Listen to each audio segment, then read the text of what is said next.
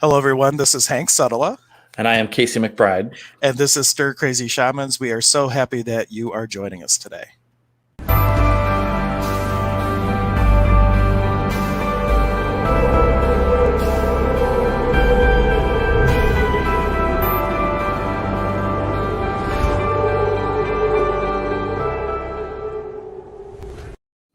My goodness, I love that beginning so much. We're just going to stick with that. I love it. But anyway, everyone, my name's Hank Suttala, and this is Casey. And we during this my phone, I should silence my own phone during my own web stream, shouldn't I? Shame on you. Shame. I know, shame on me. Terrible. I'm so going to judge myself for that one. No, but that's actually going to be a segue into our topic, because today we're talking all about manifestation and co-creating with the universe. And one of the number one reasons why that is hindered is because of judgment and judging ourselves and judging things around us. And it just kind of hamstrings the universe, hamstrings ourselves to not be able to create. Right. So any idea we have about ourselves and our capabilities, et cetera, is going to create, like Hank always says, these glass ceilings for us. So if we have any idea around, say, like finances, for example, we have the idea that, I'm only, I'm only comfortable making so much. And like Hank always makes the example of like, if people are really rich, then they're not happy. Rich people can't be happy, or for whatever reason. If you have any idea like that, then you're saying to the universe, okay, I'm only allowed to go to here as far as my finances. And outside of that is either unattainable or uncomfortable, or I shouldn't go there. So if you're consciously trying to manifest $1 million, but subconsciously you still have that sort of paradigm and mindset and self-judgment about it, then you're going to keep yourself from really being able to create that reality. Right. I call it like your subconscious is out manifesting your consciousness is kind of what that comes down to. And a lot of the things that are in the subconscious are things that you don't even remember from childhood. So one example, if you have siblings and your one sibling is the responsible one, and your parents said, hey, why can't you be like your brother or your sister or whoever, they're so responsible, and you align and agree with or resist or react to that role, right? So like somewhere you say, yeah, I'm never going to be as successful as my brother, and you agree with that, that is a glass ceiling too, because no matter what you're looking to create, you're always cutting yourself off when you would become more successful in your point of view than a sibling, for example. Yeah, and I think that can apply with many, many things, not just with like success in finances, but even, like relationships, right? That's one where a lot of people tend to have a lot of, I think, toxic thought patterns and paradigms that they may or may not be consciously aware of. But if you and I see all the time, people have a relationship with, like, even women with like an abusive partner. And then I hear, like, I was working with a coworker. That's why I said woman, because it was a coworker that came to mind. And she was in like one relationship that was really abusive, got out of that, and then got into another one that seemed to be going good. And then that became a really abusive relationship, got out of that one, and then the same thing again. And it was funny because the one of the people we were working with asked her, is like, well, maybe if you find someone that you think, wow, I think this should be a guy I should go out with, maybe don't go out with that guy. But the thing was, it was her it's in her mind, her subconscious, she's manifesting the same kind of experience. And I'm willing to bet she had these judgments about herself of like, she wasn't worthy of receiving like a really fulfilling, healthy relationship. And so it's whatever was going on in her subconscious was attracting and creating that same reality over and over again. And she wasn't able to move past that, despite consciously trying to think about and manifest a healthy, peaceful, loving relationship. Because, like you said, the subconscious was out manifesting the conscious in her case. Yeah, and there was somebody on our YouTube, they were asking about Ryan. That's a different show, actually. So I sent you a message. They were asking Ryan on, and so, like, yeah, that's not Ryan. He didn't regrow his beard or anything like that.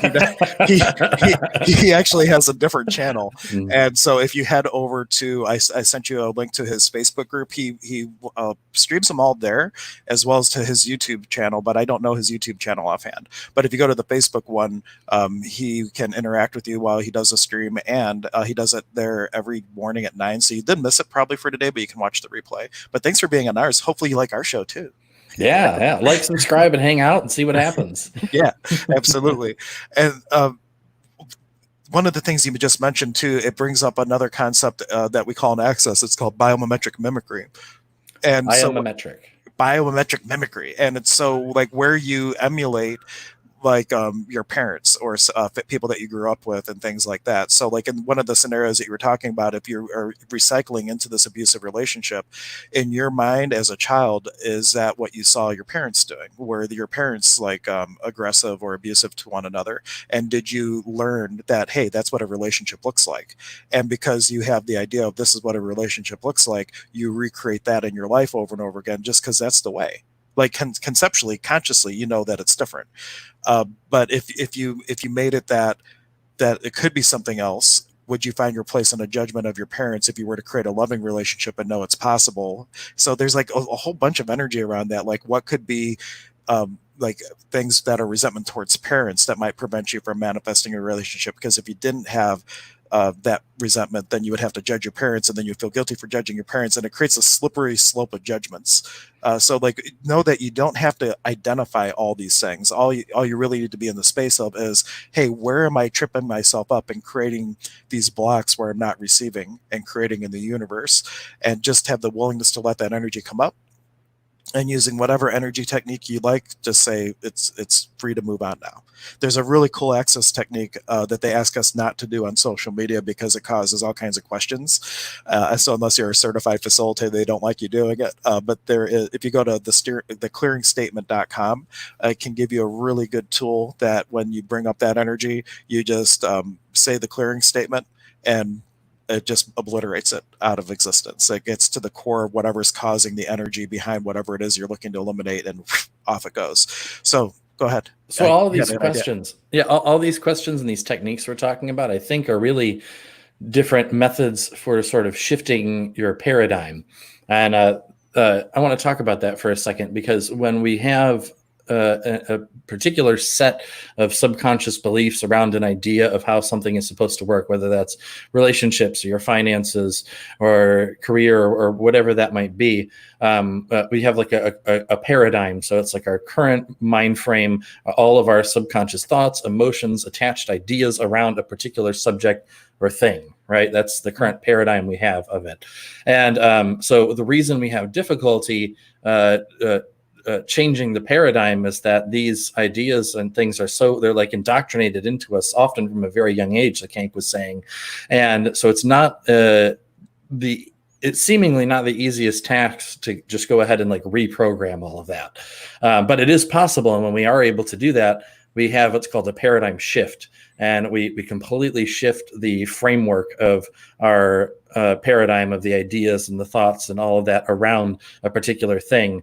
And it can be sort of a really big experience, but it is possible. And but you have to shift that paradigm in order to truly be able to manifest I guess more than you were previously capable of, or manifest in a new way. So these techniques, by asking questions, that's one excellent way to begin to start to shift that paradigm. And then also the question, besides this lifetime, what if there are other lifetimes? Like, have you ever seen the movie Aladdin, the cartoon version, Yeah. where the guy says to Aladdin, "You are a worthless street rat. You were born a street rat. You will die a street rat, and only your fleas will mourn you." So, like, how many past lives was something said to like that we buy into? And so, what other experiences might we be aware of that are creating these glass ceilings and allowing ourselves to shift everywhere where we're stuck, not just in our perceived immediate reality, but everywhere where we have awarenesses of where we're fitting this role that will never be more, uh, will never be more than what we think we can be. Do you? Sorry, I would want to. For some reason, Go for Spirit's it. telling me to talk about the topic of paradigms during all this, Oh, and paradigm shift is good. so I just realized this might make me a little bit brighter, so I'm not as mysterious looking. Okay. But mysterious is good. People like mysterious. So, do you have any experiences you recall of like a specific time when your paradigm was just suddenly and powerfully shifted, and what was that experience like for you?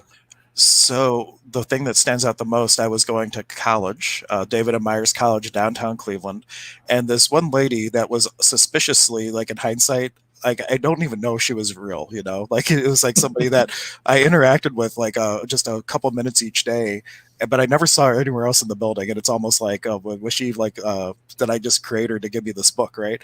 And she said, read this book. It will knock your socks off. She gave me uh, Embraced by the Light, which is all about a near-death experience. And it turns out I had a near-death experience. I didn't remember it at the time yet, but it really resonated. And when I went to her the next day, I read the whole book in less than a day. I gave it back to her. She's like, "Well, if you like that, you'll love Conversations with God. Go get that book." And that was the last time I ever saw the lady. She was gone after Yeah. that. And I went to Barnes and Noble that day. I devoured that book in a day, and everything in there just sung to my soul. It was like reading the truths that I always knew, but never gave myself permission to know. And from that day forward, everything just rippled out differently. Like my whole world, I looked through different lenses. Mm. Yeah. I think for me, the biggest initial paradigm shift was um, when I had, I'm trying to think. There were a lot of things that created a lot of like really sudden paradigm shifts in a row. But in terms of energy, like I'm always working with energy. I'm going to be teaching classes on advanced energy techniques and all this stuff. And the energy stuff really led me into shamanism. But I'll never forget, I was studying at a local Zendo. It's like a Zen temple, Zen meditation center. And I was really, really curious about the concept of chi and energy, and he would always talk about chi, but I had no real direct experience with it at this point. And so it was after the meditation. People sit around and talk and have tea and stuff, and everyone had left out. And it was just me and the teacher. And so we're sitting there, and I'm asking him, what is chi? And so it's energy, right? is a Zen teacher, so they have a very like direct kind of unique way of communicating their teachings. But just energy. What do you mean? Is it positive energy, negative energy? It's like electric, or like what do you mean energy? And so as I'm asking all these questions and trying to like get this specific answer out of him, he just casually takes off this little necklace, Buddha necklace that he has, straightens it out so it's hanging like this, and he takes his hand and he just makes this slight gesture like that toward it, and the thing goes from here to whoomp and swung all the way around the other side of his hand. And so it wasn't like this, gradual build up and then swinging around. It went from here to little gesture and woof, around the other side. And I just looked back. I was like, that was telekinesis. And he goes, that's just energy. And so then he shows me like all these other tricks, like he's holding it. Like, I don't know if you've ever had a pendulum, like that's like a magnet, and you hold it around another like repelling magnet, and they just like spin really rapidly around the outside of it because the forces are repelling. So he took the necklace over his hand, and it was doing that, like it was like over a repelling magnet. And and I just said, and I was so that for me was my first direct experience, like pretty real. Just proceeded to but I needed that direct, like sort of physical experience of energy in order to get me to really start to study and research. And then I just dove headfirst into like every bit of information I could get on the topic of energy, and then started to have experiences myself. And then that set me up for like a huge paradigm shift where all of a sudden it was like, wow, I can feel this stuff and see it. And and then that reminds me of a great story. This is from Zane, one of the people that he studied with when they had originally gone to Peru to learn from the Karo up in the mountains. Like you're trying to get the Karo to teach you, and they basically throw coca leaf, and they either bring you in or they throw rocks at you and chase you away. But but it's like all kind of misty and everything, and the Karo goes with with his mesa. He like puts it out, holds it up to the like kind of the sky, and like the clouds part and a beam of light comes through touching the mesa. He's like, is this what you want to learn? Oh yeah, but I mean, it's those powerful experiences like that can like sort of instantly shift a person's paradigm. But yeah, you mean, and if you ask for it, the universe will eventually, depending on how much resistance you have towards receiving the experience, but it will give you an experience like that will completely shift your paradigm. But know that there are easier techniques. You don't have to find a Zen master or go out to the mountains in the Andes and find a Karo in order to begin to shift your paradigm. the thing that really comes to me now to share with you, like I've been in recovery from drinking for over 12 years now. My sobriety date's like March 8th, 12 years ago. And I remember the day before, or actually, was it the day before? Yeah, the day before I actually got help, or I actually came to, went into rehab and all that. I just remember this one, like I knew that I had the problem and all this stuff. And they say that you get to the point where you're sick and tired of being sick and tired. And there's just this thing that comes from the entire totality of your being where I just say, God help me. That was it. That was the only thing I said to the universe. And the next day, I ended up in the space where I actually got into rehab and actually got help. But it was that moment where you have, like, if you make that demand of the universe, it wasn't a question. It's like, things need to change or I'm dead.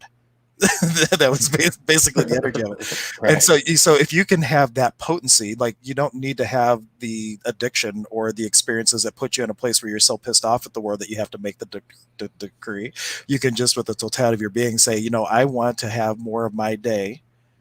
I want to have more of me than I've ever had before and co-create with the universe.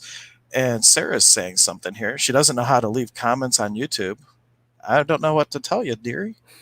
Uh, but but yeah, YouTube. Mike seemed to post on YouTube just fine. So I know it can be done. Maybe you need to be logged in if you're not logged in, if you're like in Yeah, yeah. incognito mode, possibly. And she says, woohoo, congrats on 12 years. I just had my 12-year anniversary May 9th, or sorry, not May 9th, March 9th last month. So I've been sober so long, I forget how long it's been. But they always say in the program, it's like, you don't have any time. All you have is today. All you have is today. So Right. don't get caught up with how long you've been sober or anything like that, because then if you start coasting through life, like if you arrive at your paradigm shift and you're like, I got it now, I can just coast through the rest of my life. There's only one way you can coast: downhill. You're always looking to be the student, to continue learning, to continue growing, to continue refining, and to continue shifting to the next greatest version of who you can be. Absolutely. And I know, like for me, and there were many more paradigm shifts that happened after the initial energy one, but a lot of them were revolved around spirituality, shamanism, energy work, manifestation, psychic abilities. And I had a lot of really powerful experiences with that, which I can't talk about all of them today because we only have an hour, but I wanted to share that the paradigms shifts continued to happen around my spirituality. But other than that, like my other sort of day-to-day life experiences and paradigms around other things, I'd never really looked to change anything. I thought everything was sort of just fine. And so I'm going to share this story. I feel called to share it now. But one of the things, studying spirituality and learning about energy work and all this stuff, and developing a more loving relationship with myself, and then also developing my empathic abilities, my ability to sense the energy of other people, things, beings. I started to develop more compassion for people and animals and all of that. And so from a very early time on during all of this, sorry, I got distracted by the No, comments. it's a good comment. Growth is continual. Plants don't stop growing. Why should humans? Yes, I love it. So, anyway, so one of the things that sort of came up from an early time in my spiritual path was like, I always talk about being peaceful. I always talk about, wanting to help others become peaceful beings and like, do no harm and all this stuff. And yet I am eating dead animals every day. I'm eating steak for dinner, like multiple nights a week, and like meat and animal products in every single meal that I'm eating. And so from a very early time, I started to get the idea of like, I think I should stop consuming animal products because this doesn't really align with any of my ideals. But that was a paradigm that's like so deeply indoctrinated from a young age. Like you need meat in order to survive. Like you have to eat it. Is the paradigm that I had in my mind from birth, basically. And so I continued to carry that with me for years and years, like over 10 years through my spiritual path, when I knew for over 10 years that it didn't align with my morals and my belief system. And then I finally started to research and look into the health aspect side of like a plant-based diet, and then started to look into like more of what actually happens to the animals for in the majority of cases in order to get these pieces of steak that I was eating every night onto my plate, and like the milk and eggs and all that stuff. And and I was doing all this research, and I knew it was horrible and all this, and I was, but I still thought I had this again. Still had that, like my ego was clinging on to the old paradigm, and would make excuses like, the only way I could ever go completely plant-based is if like I was in a relationship with a woman and she was plant-based and she just cooked all my food for me. That was one of the last things my ego was holding on to. But then I finally went and watched a talk by this guy who gives lectures at universities, and he started to show some of the slaughterhouse footage, which I'd never watched at this point. Because I knew, and again, in my head, I was like, if I watch that footage, I'm just going to go vegan overnight. And I didn't want to. The paradigm was still trying to cling on. But he brought up in this video, he said, listen, if this footage isn't good enough for your eyes, then why is it good enough for your stomach? So I urge you not to turn away and to actually watch this. And I did, and it was so horrifying that I just overnight paradigm shifted and went completely plant-based and vegan, and have never looked back. And a lot of amazing things have come out of that. But that was like a paradigm that I'd never even was aware that I had around food and my lifestyle. And that was a huge paradigm shift for me. And it shifted everything, the way that I see and food, is one of our basic survival needs. So my relationship with the food I was eating and the paradigms and the thoughts I had around that completely shifted. And then walking through the supermarket, it's like, all this stuff that like people claim as like food are just hacked up dead animals. And I don't see them as, and so that was a huge paradigm shift that sort of changed like the view of my reality again. And I thought for years, I was like, oh, I've shifted the paradigms, like, spirituality, I'll continue to grow, whatever, but like, there's nothing else that needs to shift. And that kind of like blindsided me. So yeah, always be open. You never know what's going to shift. Well, and for me, I was doing, I happen to be plant-based as well. I used to say I'm vegan until Casey corrected me yesterday, because I'm not plant-based for any of the reasons that he is. I actually just started asking my body. I had the awareness that the body and the being are two different things. And my body's the one eating, not me. Like, the being's not the one eating, the body's eating. So I said, hey, body, what would you like to eat? And it's like, not that.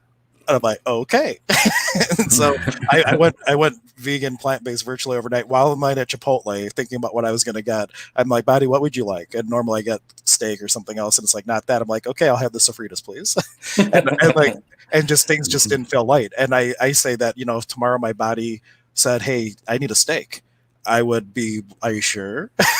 Like you haven't had one in a long time, but I would honor that if the body needs it for some reason, but then I would make as most ethical choice as I could in the selection of whatever I was going to eat.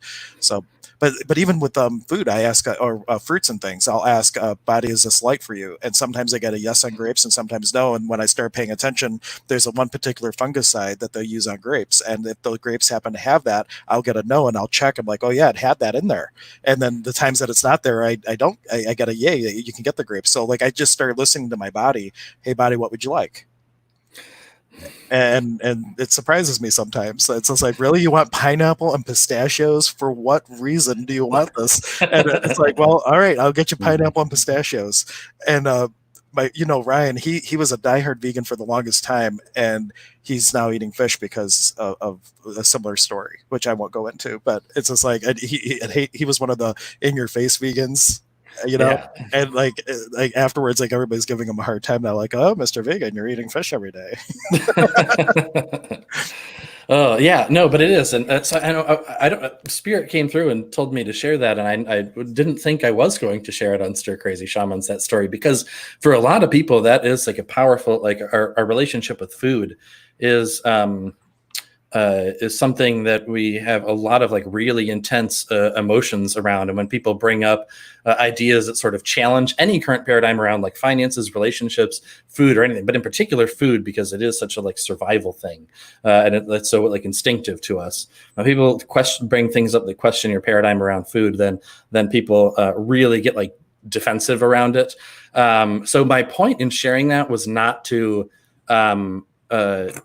like I'm not trying to tell anyone they have to go plant-based or anything like that. I was sharing that from the space of like, that was a really powerful example of how one particular very strong paradigm for myself was able to shift, just due to the universe sort of lining things up for me, and to always be open to new information. Right, it doesn't have to be around like your diet or anything like that, but regarding relationships or your finances. If you think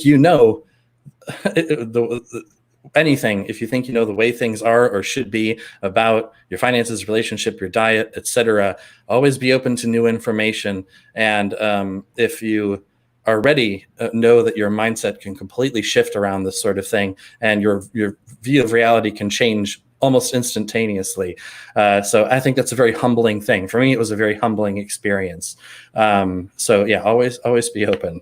Yeah, and just a little side story. Years ago, when I was at fellowships going through the 2-year training, I actually had an awareness that I bet that someday I would be plant based. I'm like, well, if I'm going to be a man, I'm junking it up now. And I was eating all the bad things, and I got it out of my system, I guess, because I had this knowing, like, oh, eventually all this is going to be gone from my diet. I'm like, but I like this stuff, so I'm like, I intentionally junked it up, and my body paid for it a little bit because I was eating like the opposite of where I was going because I knew it was coming. Yeah. Oh, it looks like we got a lot of comments coming through. I just realized. Oh wow. Oh, okay. So I see a lot of stuff. Well, some people are just responding to the. Oh, yeah, they're always out there. But I like Sarah's comment. She's like, "You wouldn't force a romantic partner to eat poison, so why would you do it to your body? Oh, and your body knows what is poisonous in the moment." That's a great one. Getting back to like to asking your body, like, really, what would your body like? Like, what would be a kindness to your body? Because it's the one eating. And even my wardrobe. When I started asking that question, I started buying different clothes. I started wearing different styles and stuff like that. And my wife actually said, "Thank you so much. Like, it's the first time in your life you're actually buying fitted clothes." Because I would buy like whatever the cheapest jeans were for $10 at Costco or whatever, and like now I was buying like, these are $70 jeans. Really, buddy? You want $70 jeans? It's like, yeah. I'm like, okay. And so, but you start like kind of feeling it a bit more. Yeah, and really paying attention and listening to what your body is telling you is really important. Like I work in massage therapy, and so many people come to me, and they're like, "Oh, like I'm in so much pain. I can't even lift my shoulder. I can't work because I'm in that much pain." And so I ask them, "Okay, well, what happened? Did you injure yourself?" No, it just started one day, and they're not even able to identify like any precursor leading up to it. But then I get other people who come in, and so and working on those people, I'm able to get a feel for like, okay, you've got an enormous trigger point or adhesion in your fascia, like right here in this muscle, and then I'm able to work. And sometimes it takes like session after session, like hours and hours of work in order to get the soft tissue to like return to normal. But then there's other people, and those people aren't in tune with their body, but these other people come in, and they may say like, I need a lot of work like around here, here, and here. And then I ask, is it painful? They're like, no, it's not painful, but I'm starting to get like, it's starting to pull, and it feels like if I keep working in the way I'm going, then it's going to become painful.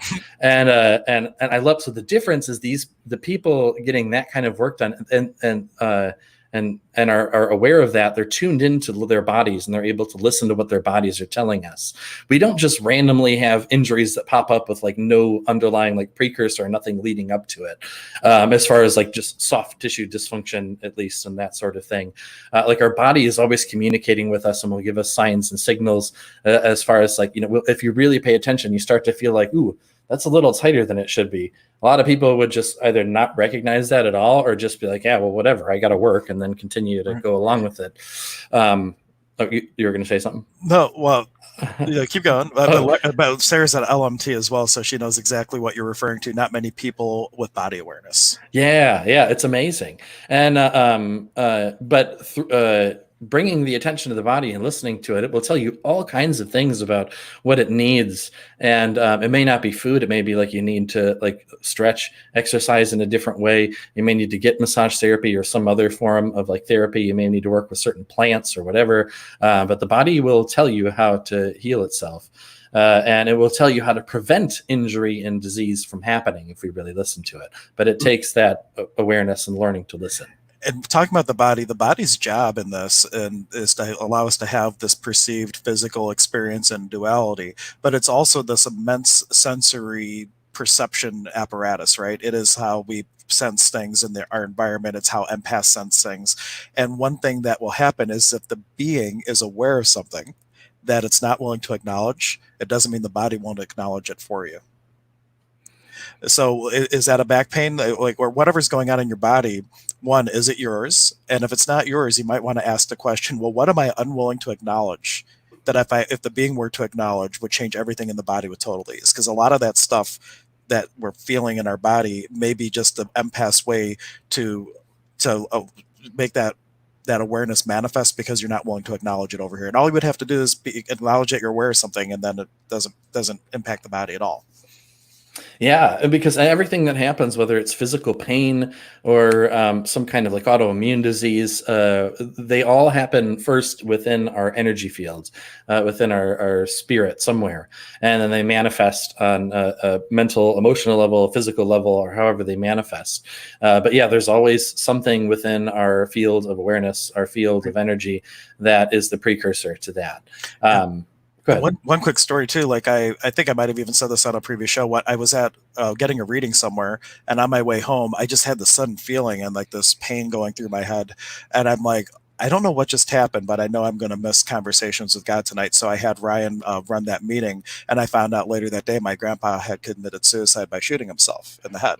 Oh, And wow. so just like if you suddenly have a headache, and I'm not saying that every headache is somebody shooting themselves or something like that, Yeah. but really like take a pause and be like, well, is it really mine? Is it a headache, or because it didn't turn into a headache, and the reason it didn't is because I had an awareness that like I was just open, like I know something just happened, and maybe I didn't want to know what just happened because I didn't get the exact information at that point, but I knew I wasn't going to be doing anything that night.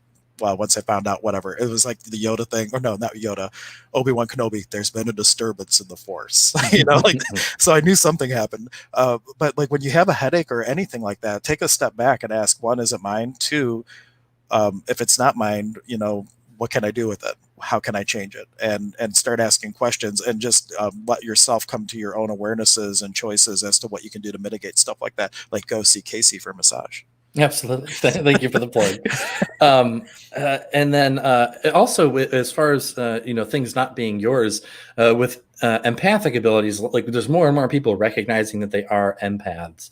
But I think people sort of stop at the emotional side of empathic abilities, and they don't realize that we can feel other physical sensations besides just emotions in people.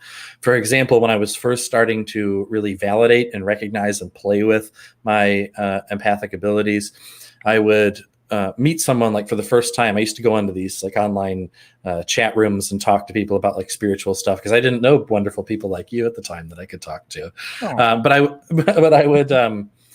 would go in, and like someone would come on and they would just say hi. And at least I sort of don't have the mental barriers where some people think they have to be in the same room as the other person in order to feel emotion. Like they're on the other side of the planet. Our energy is, space is just an illusion. So they would just say like, hi. I wouldn't have a picture of them or anything, not even their real name, but I can feel their energy there, and I would connect with it. And just from the word hi, I would feel like, and I would start to type, do you have a headache? And it's like really concentrated, like just above your right temple. And they would go, how the fuck? Oh, excuse me. Oh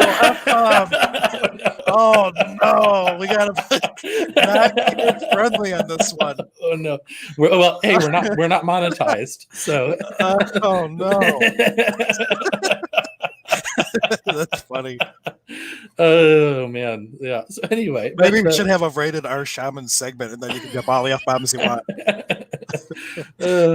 Yeah. So, but just how did you know that? and I would just type. I was able to sense it, and then same thing. People would come on, and like if someone was sick, I just would start to feel in my own physical body, and when I would feel that note, I could feel it as if it was happening in myself, but it was so sudden, and it was associated with the moment that I came into contact with that person's energy. That's when I started to play with, okay, I don't think this is mine. Let me ask, hey, are you feeling this? And like, so even like with colds, like all of a sudden my sinuses become really clogged up or something. And I go like, do you have allergies or a cold or something? And I'd be like, oh yeah, this has really been bothering me, my sinuses lately. And I go, wait a minute, how did you know that? And, I can sense it, I can feel it. But so I think that happens a lot of the time subconsciously when we're not,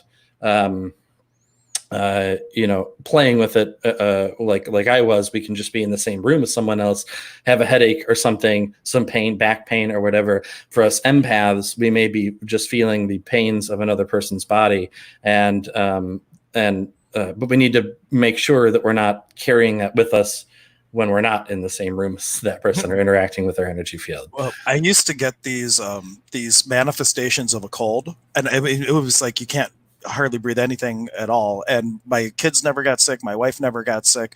And I had the awareness like it actually wasn't a cold. It was something else. And what it turned out to be is people that I would work with, if they happened to pass away, and their spirit was like trying to come through, just right after they passed, once they would go into the light, I would be able to just do my mediumship thing. But it was like with earthbound spirits specifically that I would know that we're trying to communicate. Like I did not have an interest in that world, so I was kind of like on that one radio receiver. I'm like, I'm blocking that channel, right? But now when like I had the real awareness when my friend Dan, who was like a second father to me, he had passed, and I had one of those colds. And at the funeral, I finally had the awareness. I'm like, oh, this is Dan trying to get through to me. And as soon as I shifted, and I was like, hey, Dan, that sucked, didn't it? and like the cold went away, and I got goosebumps as I'm telling the story.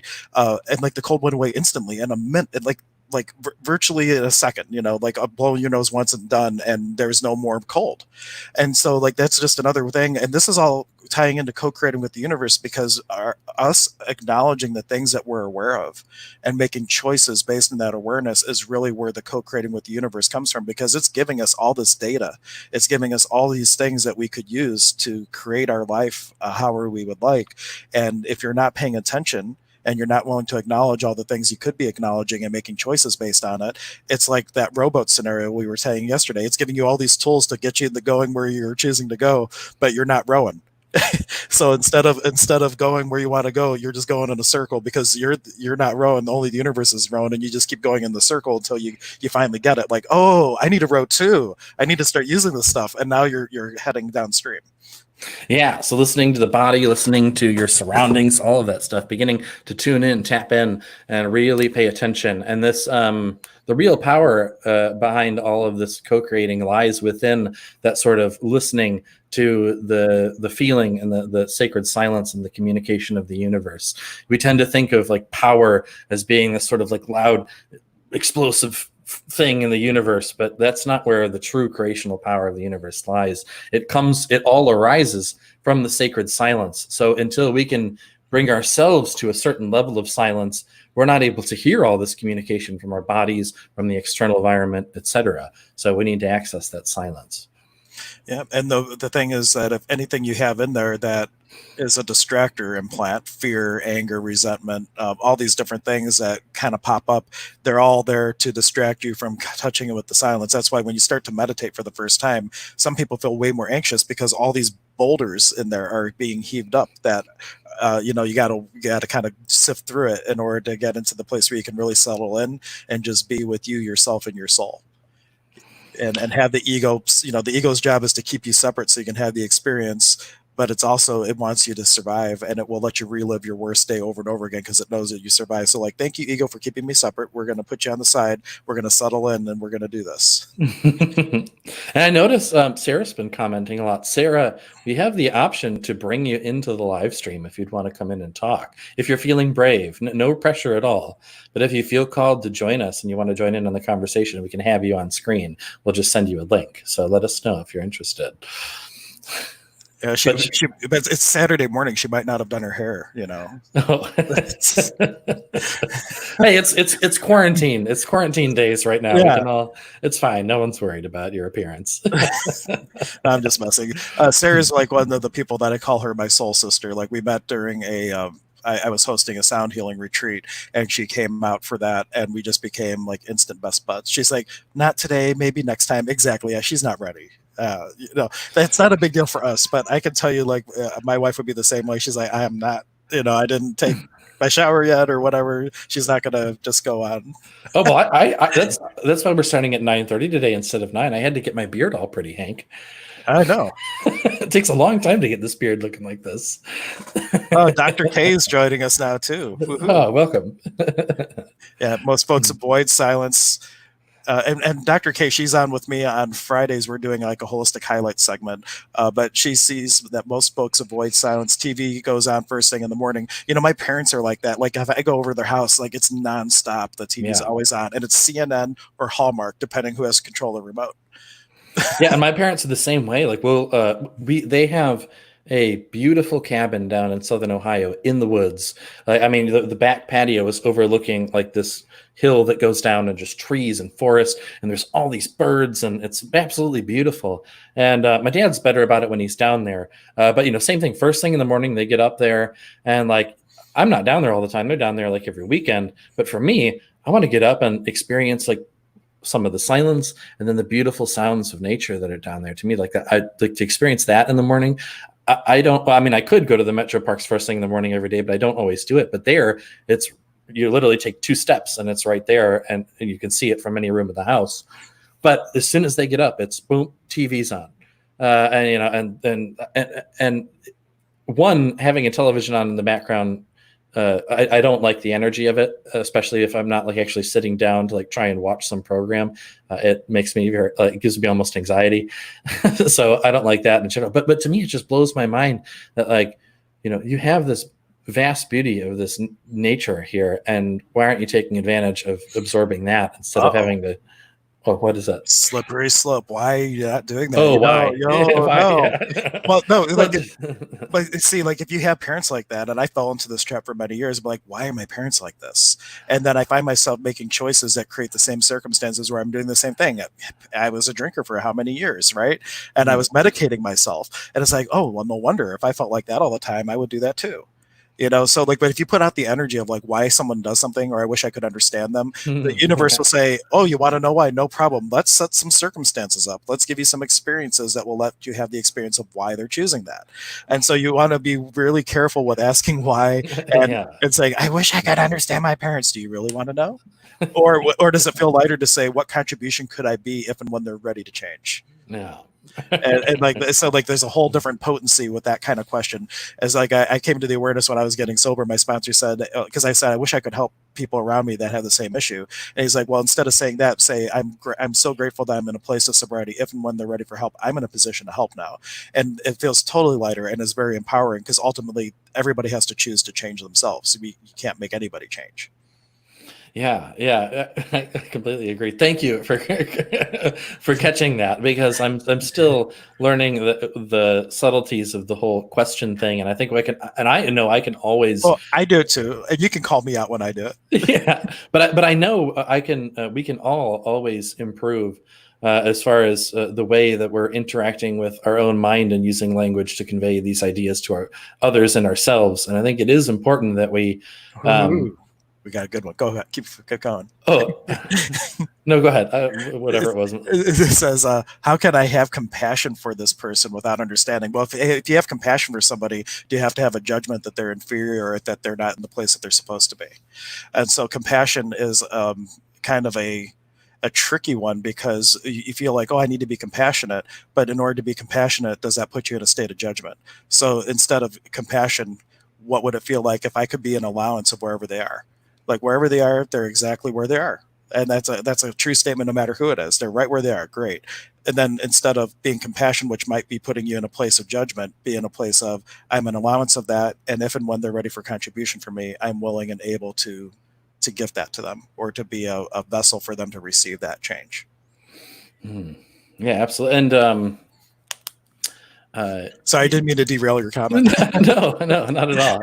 Whatever it was must have not been what I was meant to say because it's gone. But yeah, I was just trying to sort of absorbing and seeing what spirit had to come through as far as how can I have compassion for this person without understanding?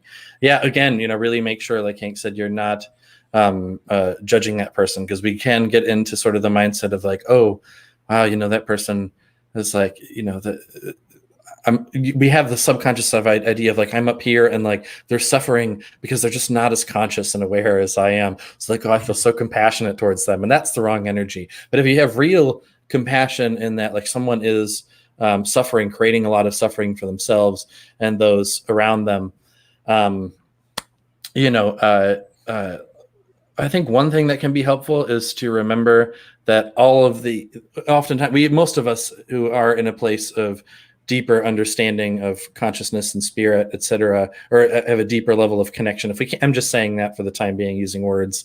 In essence, it's all the same. We're all one consciousness. But we all went through a lot of suffering and chaos, at least in my experience, to get here to a certain level, some more than others. But remember that, whatever level of chaos and suffering this person's causing in their own life, they're acting from their current paradigm. And so, and until that paradigm shifts, like we were talking about, they're just doing what they were sort of programmed, and they're acting within their current frame of mind, and at the time in that moment they're not able to act outside of that. And remember that at one point your paradigm was different also.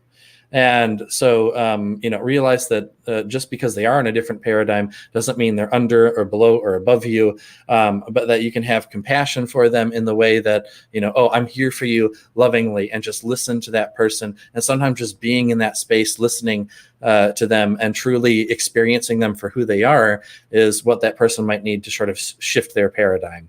And so sometimes it's not about like, what do we need to do to be compassionate? It's what do we need to be compassionate? And sometimes just being present and fully experiencing that person without any of the judgment is what that person needs in the moment in order to have that shift.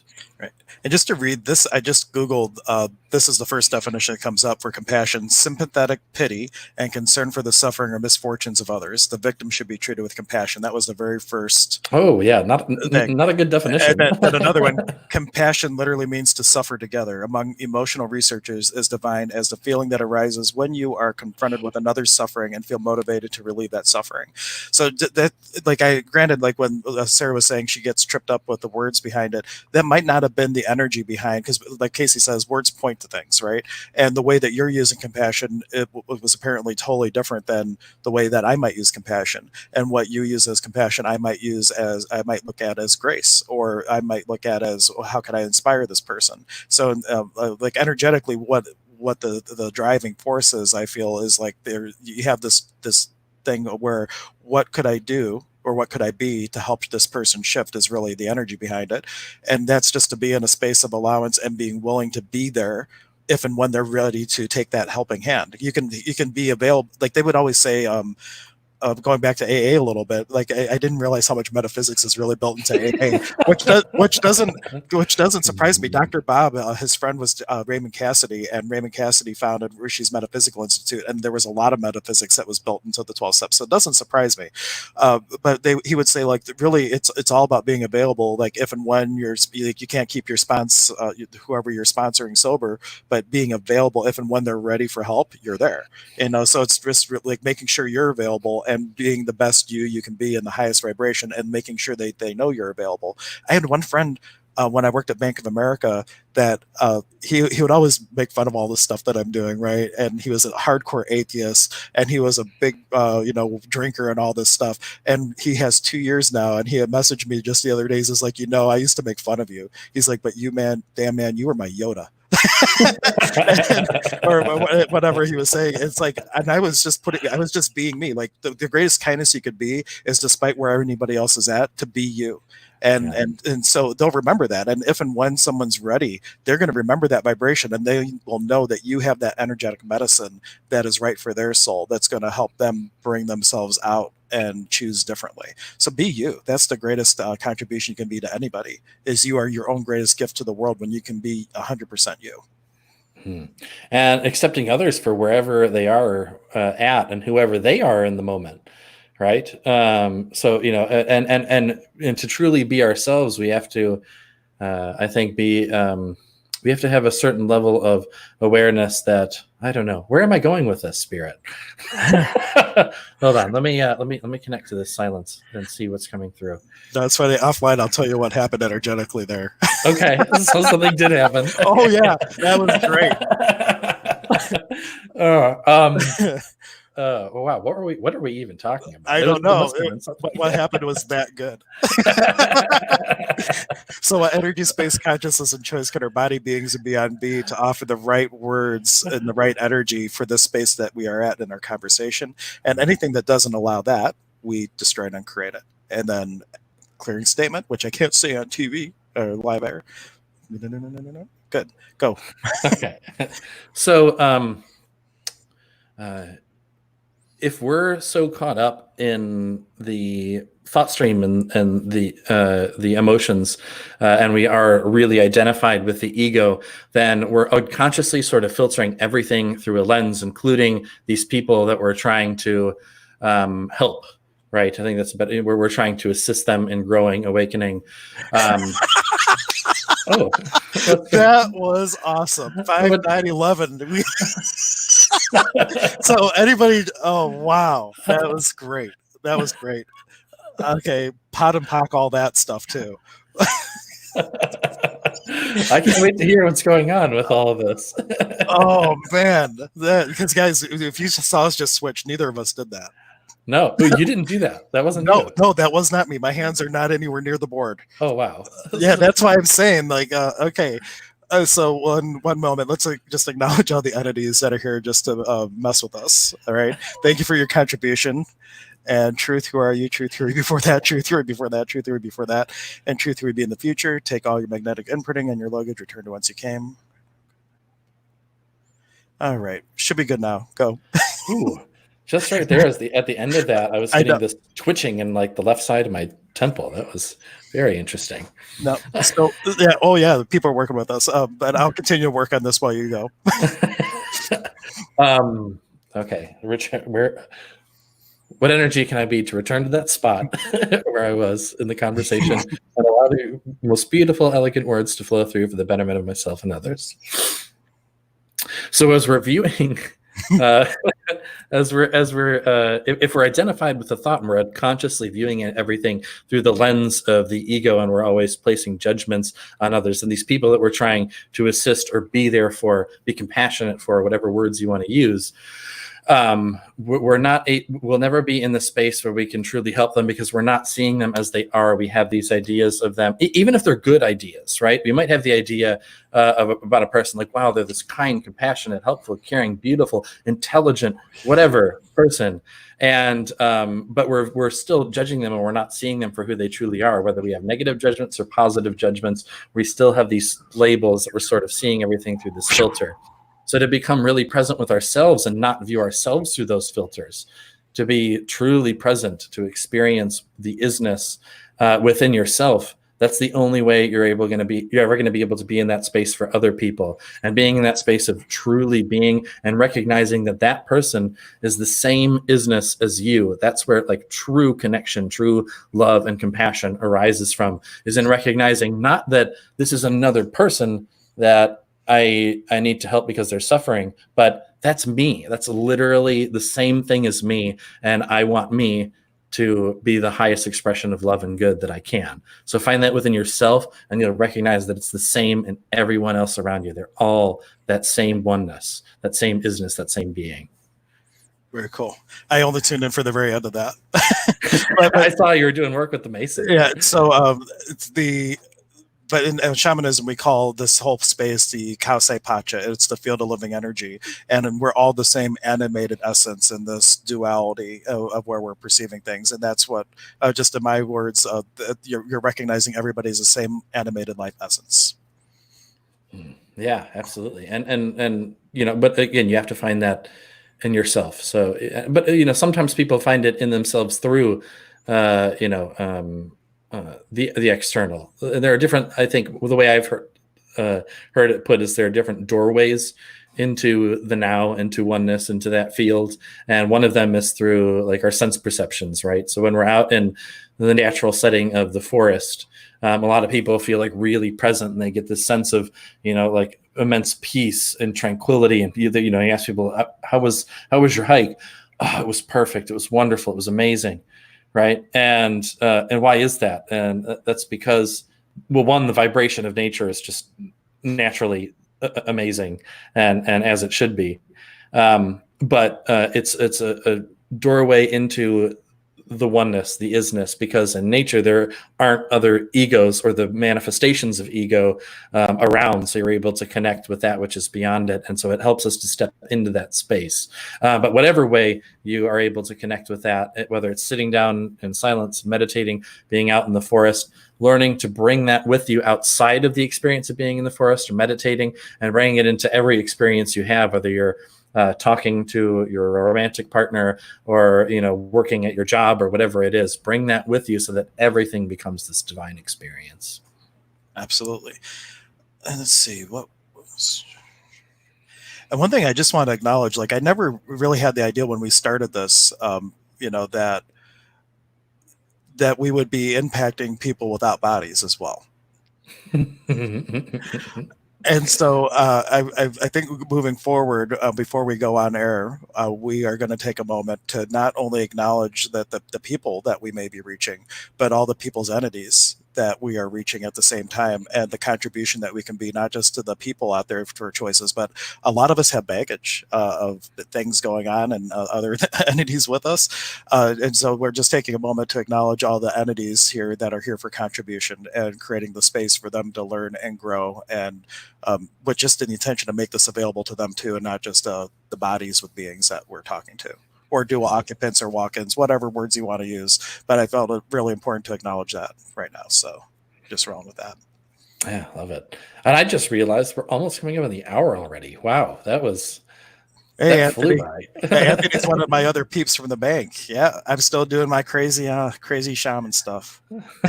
Some of the teams at the bank used to call me the team healer. I was always the first person to know when people were pregnant or something and they needed like ginger essential oil and stuff like that. So That's awesome. I was always doing my thing, no matter what people thought. Oh, one of the, as far as doing your own thing and being yourself, interesting little side story. At one point, for a long time when I was first learning about my spiritual practices and like getting into energy healing, doing all this stuff, I was really uncomfortable talking to people about it, especially people who weren't already like really into this stuff. I was really uncomfortable talking to anyone. And one of the lessons I took was from the Vikings, right? I think it was a shamanic journey I was on. And I don't know if it was the first time, but there were many times when I'd met with Odin, right? He's like the main god in tool. So in Norse mythology. But anyway, Odin and the Vikings had this very strong message for me of like, look at the Vikings. They're not a very peaceful race of beings, and they weren't telling me to learn from their lessons as in like go out and like want to kill people and like die in battle. But they were saying was look at their conviction, right? About their spirituality. The Vikings were a very spiritual people, and it was a different kind of spirituality than like the path I'm walking, but they had such conviction about it that they didn't care. If you didn't believe in what they believed in, they were gonna fight, and if they died, they're like, that's awesome, I'm going to Valhalla. And but so the lesson that I was learning from that was have the same kind of conviction, right? You know what you know. I know what I know, and if other people aren't ready to hear that, then they're not ready to hear that, and that's fine. But to sort of have that same kind of level of conviction about like, it doesn't matter if someone is like judging, they don't think the same way. It can't affect me because I know. I don't know how else to put that, but I thought that was a kind of funny story that it was the Vikings that taught me that lesson. Yeah, and I forget, Ryan could talk to more about it because he's big with Norse runes, and that was my first divination tool. I picked up runes and was reading runes way back. Very cool. But he would say like the people there recognize, like the Vikings specifically that were on the boats and doing other things, they recognize that that's who they were, and they said, go be who you are, but go be it over there. And they actually, like, they were honoring of what they were being, and even supportive in the community of what they were doing, but pretty cool. And Sarah says this hour is awesome. I thought so too. Sarah, was a lot of fun. Yeah, it was great. They all, some of them, I mean, I think they all go by pretty fast for us because we're having fun. But I looked up at that clock and I was like, "Whoa, that was nowhere near an hour." It felt like it passed. Yeah. So for tomorrow, are we going to do one, or do you think we should like a pre-record a thing? Oh, is it Easter tomorrow? Tomorrow's Easter? Yeah. Okay, I'm fine to do it if you it's whatever you feel. Yeah. Well, let me talk to the wife and see. Well, I want to honor her the family day at the same time, but maybe Yeah, if not, we can hop on later and do a little pre-recording and schedule it. sure. Yeah, whatever feels lightest. Someone says don't end shows. Oh, but all good things must. No, but see, now in the ever-present moment of now, you really can continue on with the show. Like, you have the energy of the show, tap into it, and use it as a trampoline to soar to your new heights of who you can be, taking it as an inspiration, but not as a definition and not as a conclusion. Because in definition and conclusion, we're fixed in time, and we're coming to a standstill of energy, where if you are using it as a momentum to choose new things, you're just using it as an inspiration, and you're soaring with all kinds of new possibilities. And I just wanted to say real quick, because I noticed we've actually had a lot, Sarah and a few other people interacting today. So thank you all. Thank you so much for your comments. And I've been reading all of them, and the ones, and I wish we would have pulled up a little more of them on screen, but that's totally fine. We will in the future. But know that we've been reading all of them, and we're very, very grateful for all of your comments and your interaction. That we really appreciate the energy and the contribution there. So thank you so much for that. It's all of you. Yep, and Nike. Thank you, guys. And did you want to do your? I don't know which one you want to do, so I'll leave it to you. Okay, so here we go. So to close, again, always lots and lots of gratitude. You can never have enough gratitude. Thank you all for your energy and your attention. Thank you. And Nike, and also thanks to all the spirits and entities that were here with us.